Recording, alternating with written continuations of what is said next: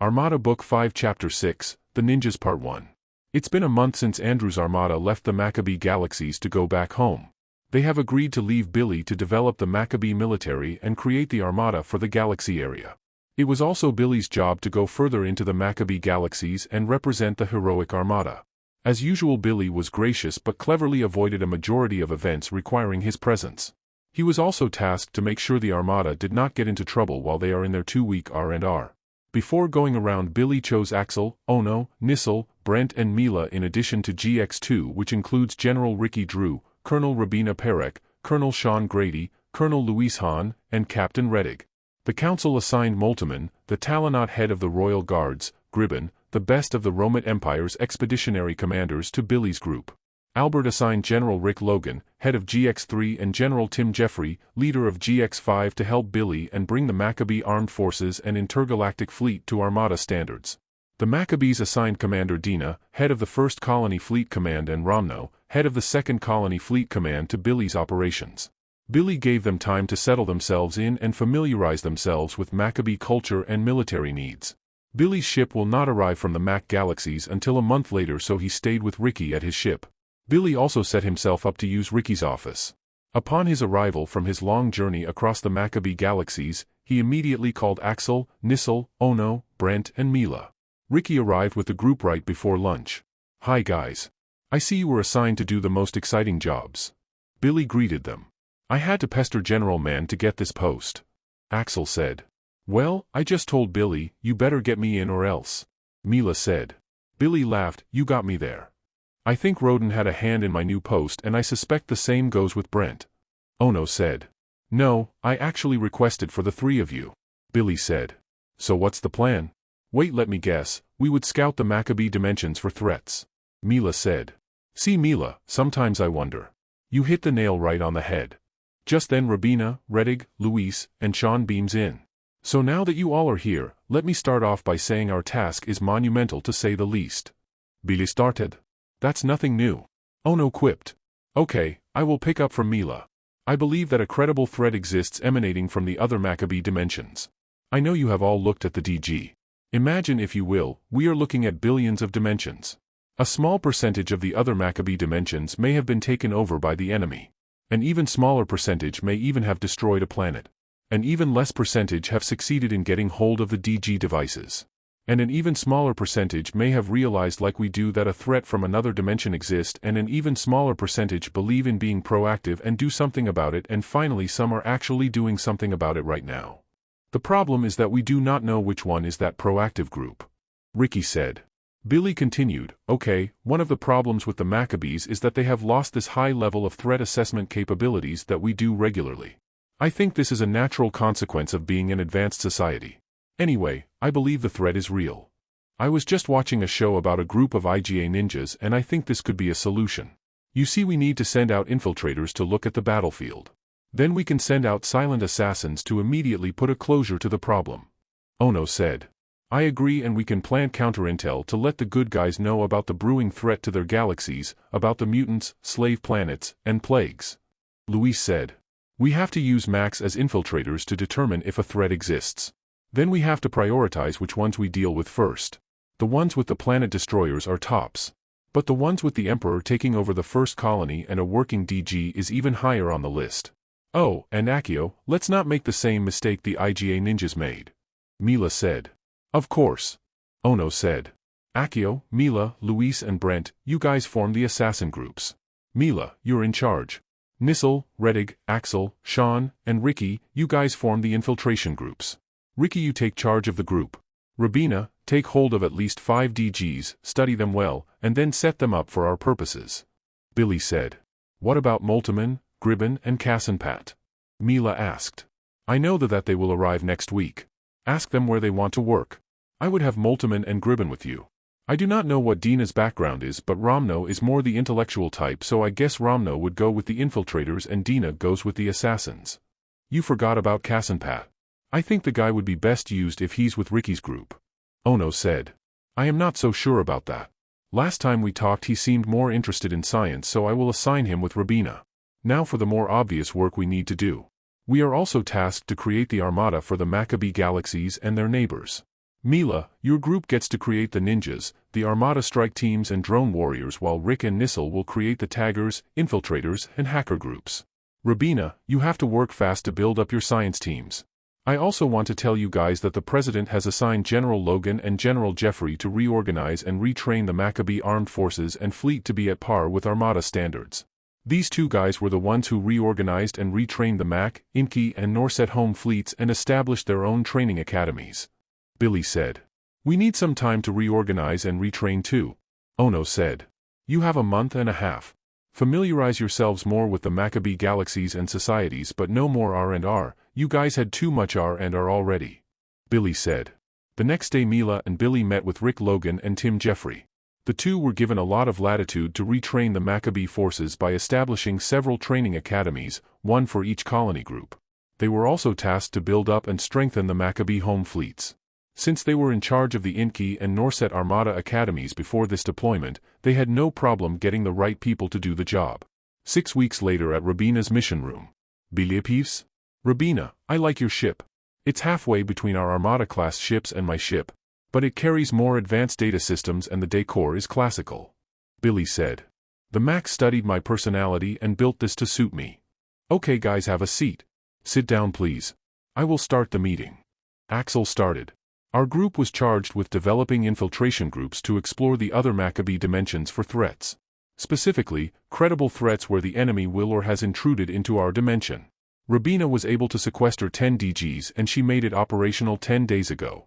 As you all know, this is not new to our people, and right after she made the DGs operational we immediately sent our Macs, Inkies and Norsets, all Crimson Invisible, to the other dimensions using the 10 DGs. We were sending out 12 groups of 100 per gateway every day for the last 10 days. You do the math. That's 1,200 dimensions. These teams go in with portable TPs and provisions for up to 3 days and then they come back. Axel explained. The result is not very encouraging. In 30 of the 1,200 dimensions we saw the emergence of the Emperor. 8 out of the 30 have the Emperor taking over at least half of the 4th colony. 5 of these 8 dimensions showed that the planet destroyers have been built, and in 2 of these, 2 planets were destroyed.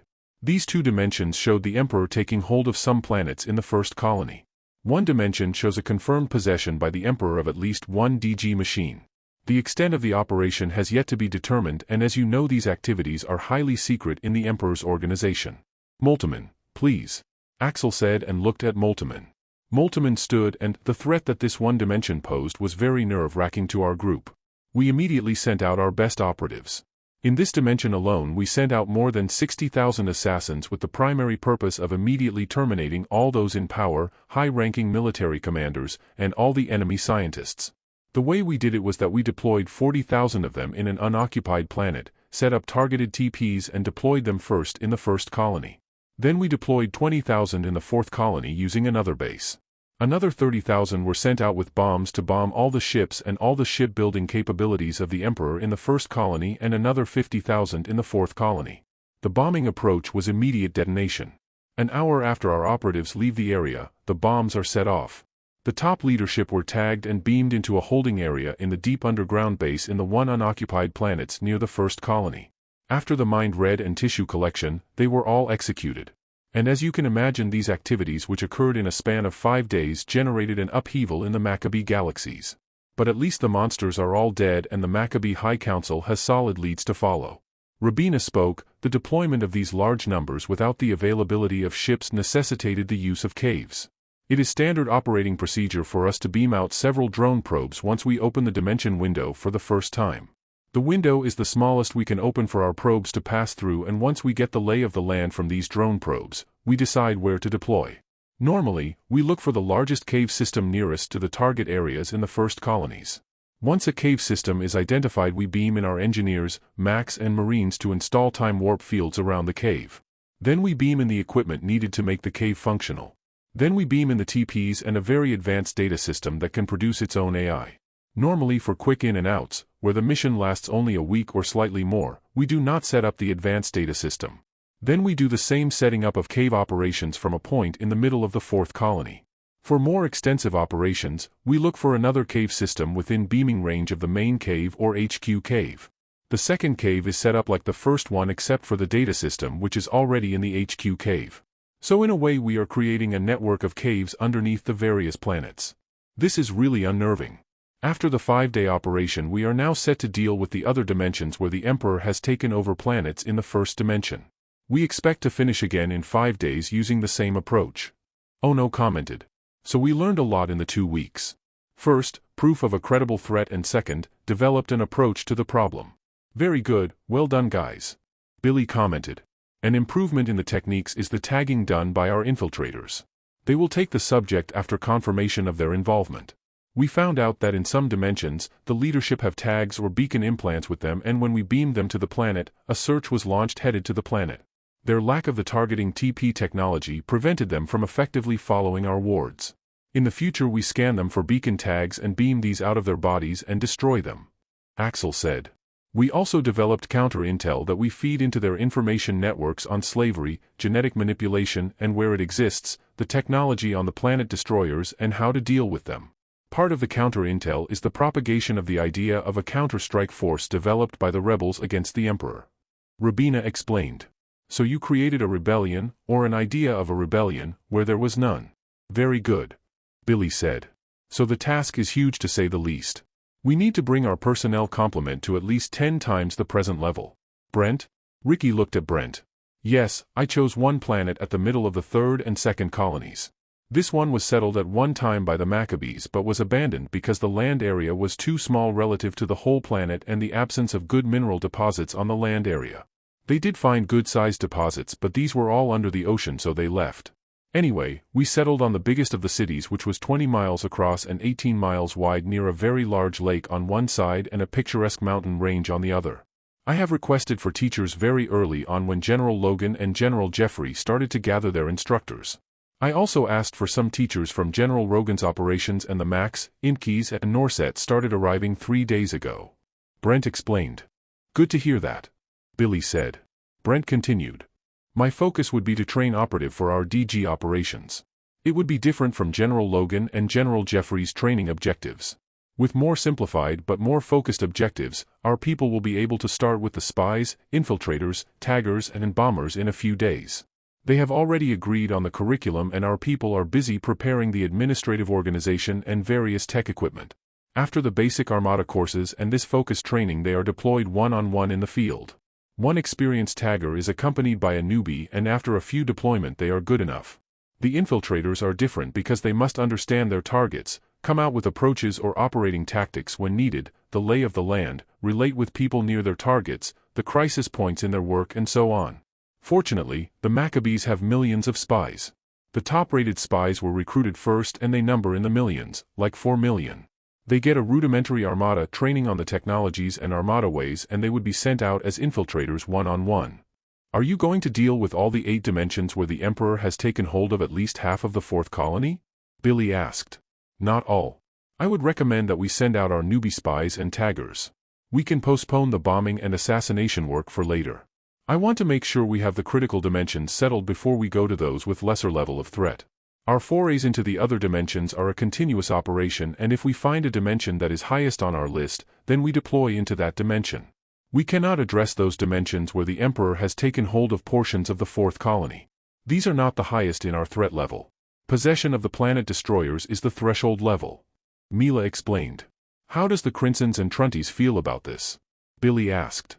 Our people are confused which is worst. To kill the enemy or do a personality change.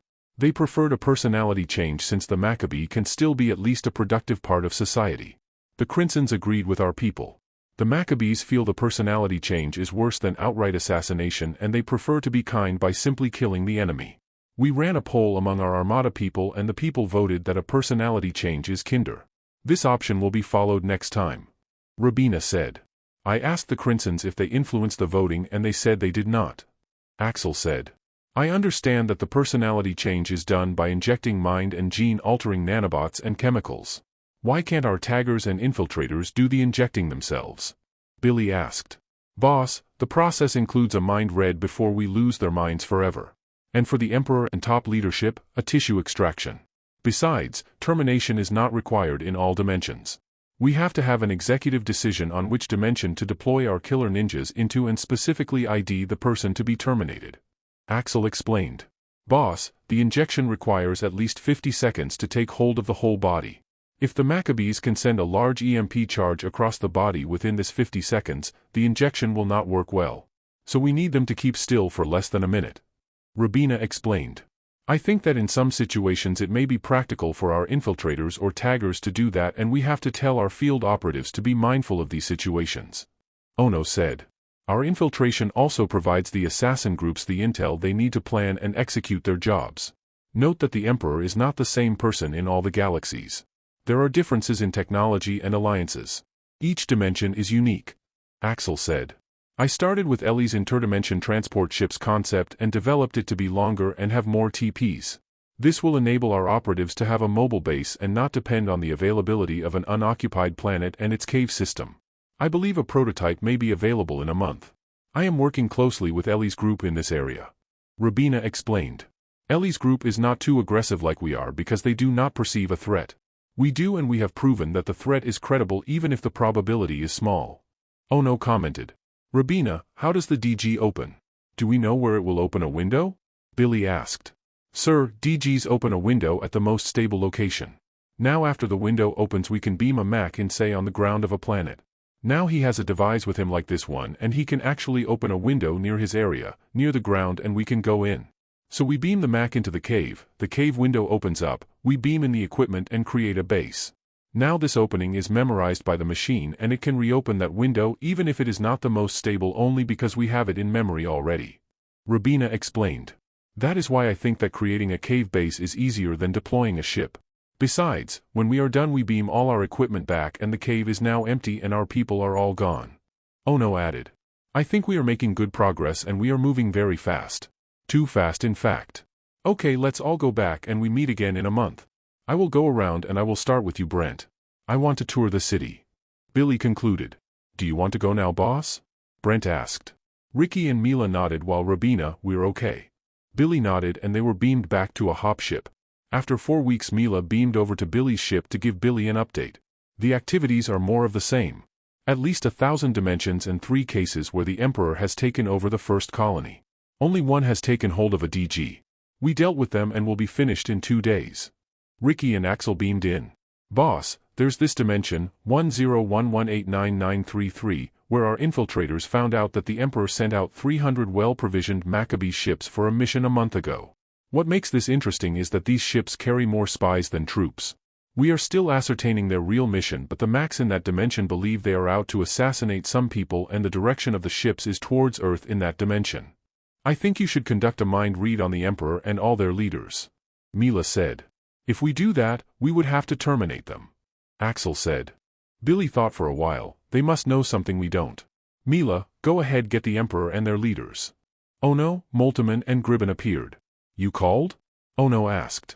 Mila explained what Ricky found out and Billy's decision. Conduct a mind reading first and see how they got to know who to kill and why. Give them the injection when you're done. Mila said. So we are after the source of the intel on who to kill. The source may be from another dimension. Because how would they know about something that has not happened yet? Ono said. If there was a more advanced dimension, say a dimension years ahead of our dimension, and the Armada succeeded there, that could be a source. It may not be our dimension. Mila said. Come on guys. Ono said, and they beamed to Ono's ship. At the bridge of Ono's ship. Whenever we make our move people die or get the injection. Moltemann commented.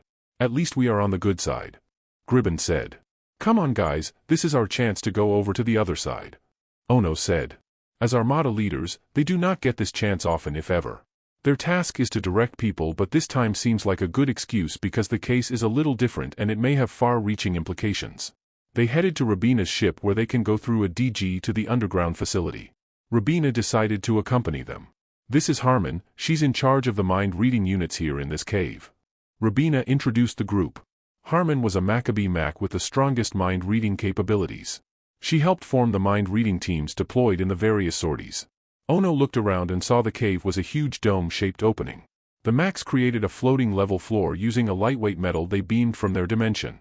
Floating drones provide light and scan of the exterior of the mountain. A time warp field was installed around the cave and turned on all the time. They turned off the time warp field only to beam in or out during operations. Rabina explained. Harmon noted, it's functional and we can do our work without interruption. Rabina continued, this cave does not have access to the outside world. We are actually 2 miles underground near the Emperor's city. We can start with the Emperor and the Imperial Council. The targets will find themselves here in this area in time boxes. Do you want me to beam them in now? Harmon said. Duichi. Ono confirmed. Several Maccabees appeared frozen in time boxes. That guy is their Emperor.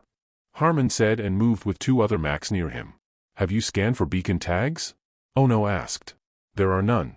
We only found that practice only in 3 dimensions so far. Rabina answered. Several Maccabees appeared and got tissue samples from the frozen enemy Maccabees. They actually beam out 10 very small tissue samples from various parts of the subject into the glass tubes. Rabina explained to the group. This will take a bit of time. With emperors, we usually go deep, very deep and for almost their whole lifetime to establish things. Normally, the most important things are high up in the conscious level. The Crimson usually is very good in relating seemingly unrelated things for us later on, but some things are really obvious. Harmon explained. After just 5 minutes the Maccabee Macs knelt and started to bang their heads on the metal floor. Rabina felt weak and sat on the floor with tears in her eyes. Ono looked for a chair to sit on. Moltmann and Gribben just stood quietly. After a few minutes, the Macs stood and resumed the mind reading. I have never seen anything like this. So many lives lost. These people have no heart. How can you destroy one planet and feel happy about it? Harmon said with tears in her eyes. There was an intrusion from another dimension. Several Maccabees from another dimension convinced the High Council and this guy to send out the ships. Then this group vanished after the ships deployed. And they have no idea where these Maccabees went to. They told the Emperor that they came from another dimension but did not say which. And this Emperor knows about the DG technology in the first colony but has not taken hold of one. So they do not know which dimension they came from and where they went to. Harmon told them telepathically. The Crinsons felt absolutely angry. They want to burn the minds of these Maccabees and I said no. Let's finish our jobs first. Rabina said. Is there a way for us to trace where they left? Maybe they left a clue or something. Moltmann said. When a DG window opens, it really does not exist in that dimension but halfway. So when it disappears, it cannot leave anything in the dimension where it did not exist in the first place. I have posed this problem with the Maccabee scientists and this is the reason why they could not track DG openings. Rabina said. Let's ask the Crinsons we have here. Maybe they can think of a way. Gribben said. Rabina asked the Crinson and the Crinson said yes. In fact, they gave us the address they came from. Or what it believes is the address. Good call Gribben, Rabina. How in the world did the Crinson know about this? Ono asked. I think I understand. Wait. Okay. We have 10 Crinsons that we use when our people go through the DG. 2 of them are younger ones that can actually squeeze themselves through the opening. The 8 are very large and they help us become Crinson invisible and in our mind reading sessions. The Crinson we have here is one of the 2 who can actually go through the DG window. Our Crinson here have actually gone through more than 1,000 DGs and when it goes in, it feels the place. But it can only feel up to 10 MLY away from it. Now the window that was opened by the enemy when we went in was within this 10 MLY and the Crinson felt the window even when it has already closed. Now the large Crinsons feel this dimension also but less than half of when they are actually in the dimension. I know your next question. Rabina explained. Yes, do our Crinson feel an intrusion in our dimension? Ono asked. No. There was none around this area. But we have to communicate this to the others. Rabina said. Wait, the address may not be correct. Gribben commented. It's a feeling the Crinson gets and it translated or extrapolated this feeling to an address from its experience or feelings from the other dimensions. Rabina explained. Better than nothing. Would it be possible that the intruders from the other dimension left somebody here to monitor and report back what happened? Ono asked. I would. Moltmann said. Harmon, can you look for the intruder left behind? Maybe trace new people in the area. Somebody that did not exist in the inner circle before. Ono said. That would be easy because these guys have been together for a long time. A new personality moving among the top guys will stand out. Harmon explained. One of the Mac readers, I have the guy. It's this guy. The Crinson produced the face of the guy for the telepaths. The Mac taggers are deploying now. The Macs report that there is panic in the Emperor's city. The remaining top leaders are in a meeting with their top commanders. They have the guy. He's at the meeting quietly listening at the discussion. Harmon said. A Maccabee appeared frozen. Scan for beacons. Rabina said. A Mac said, there are none. Get a tissue sample. Rabina said. Harmon called another Mac to replace her. She moved to the frozen Maccabee. 2 other Macs moved to her left and right. Harmon started. This guy came from another dimension. His memory shows scenes the others do not have. Their technology is a little more advanced than what they have here, and their time periods are also ahead of this dimension by around 20 years. The Max beamed out a small device and it floated in front of Rabina. This seems to be his gateway opener. Looks a little more advanced than ours. Rabina commented. Harmon continued, his dimension's emperor sent out hundreds of teams to contact the emperors of different dimensions. Mila, Axel, Nissel and Ricky appeared. You called us Rabina? Mila asked. Rabina related to them the progress of their mind reading. I think we should ask the Crimson for the return address coded in this hand device. It may not be where he came from, but a place where they would meet for another sortie or something. What we need to know is where this device came from. I know it records the gateway it passes through. Mila said. The Crimson is listing it now. Rabina said. In front of them was a list of 10 addresses. Rabina continued, the 4th to the top is the same as what our Crimson felt they came from last. That means the Crimsons correctly felt the right address where they came from. Ono said. This dimension's address is 3rd from the top, right above the address the 351218805 that the Crimson provided us. So that means that they just came from 351218805 to this address and will be going to the second address from the top, or 651333722. From that address, they will proceed to the last address, or 141564491, which is the same as the address at the bottom. And this means that this is their home address. Rabina concluded. They are miles ahead of us. We need to talk to the Maccabees about this. Moltemann commented. We need to establish the facts first. They would ask us the hard questions and we have to have an answer. We need more intel. Ricky said. Gribben looked at Harmon. Did this guy bring in some technology with them? It's not like the Emperor would just agree and trust them. Funny that you should ask that, Gribben. I was already looking and it's just too obvious. Look. She showed a floating plasma cannon. So they go around promoting our plasma cannons so they can motivate the Emperors to assassinate ourselves in the other dimensions. Ono commented. Wait. So if we find a dimension with plasma cannons with the Emperor in power, this means they have sent out numerous ships to assassinate ourselves in that dimension. Rabina said. So we go full force into their home dimension, or 141564491, where they originally came from. Then work our way from there. Mila said. I believe a very extensive infiltration work is needed, not only to get the Emperor and the leaders, but to get the intrusion address lists for all the past and future intrusions. Then we work on the list. Nissel added. We would still be one step behind them. Gribben said. I think we should pull our best people from the planned dimensions and pool them for the target dimension. Ricky said. I think our infiltration should be widespread among the occupied galaxies. I think that the Emperor would be wise not to locate this operation in the 1st colony but somewhere in the 4th colony. Axel said. I agree. Anyway, we have DGs allocated in the 4th colony, so we need to move our people over there immediately. Moltemann said. We still have to go to both colonies. But you're right to move more of our people to the 4th colony. Mila said.